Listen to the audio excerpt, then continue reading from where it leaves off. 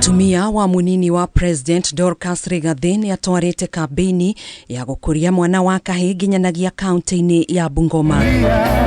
Akiaria hindi ya mucemanio wake na atongoria makanitha kuma gitaro-ini kia ithũĩro ria bũrũri taũni-ini ya Bungoma, Dorcas ni oritie atongoria ya kuhe hinya mwana wa kahii na njira iria yagĩrĩire niguo gutigirira mwana wa kahii ni agia na mitugo mirũngĩrĩru. I went to the Nairobi University the other day, and do you know 55 had committed suicide in a year.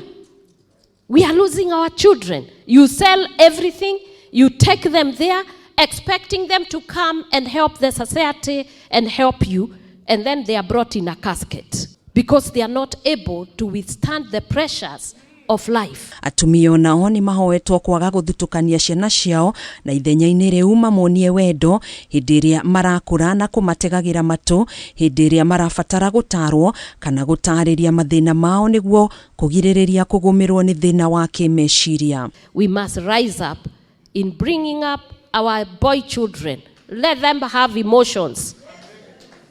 Let them cry if they must. Teach them how to speak the problems out. Because right now, we are losing too many. Ihinda-inĩ riu ni amenereirie andu aria marekuruhania na ciiko cia hurumwe akiuga muingi wa gitaru kia Afrika ni uri unduire waguo na no nginyanagia witikire kuhurumia na ndugetikire guthikiriria agenda cia mabũrũri ma ruraya maria mahĩmbĩirie mitugo ĩno. For God made male and female. There is no good family, there is no good church, there is no good nation, there is no good community without male.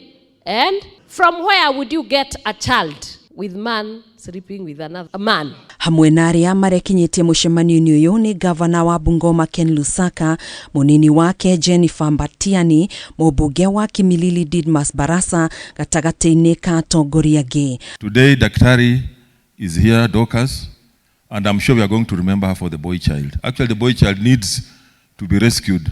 Even you saw the last three speakers, we are endangered as men.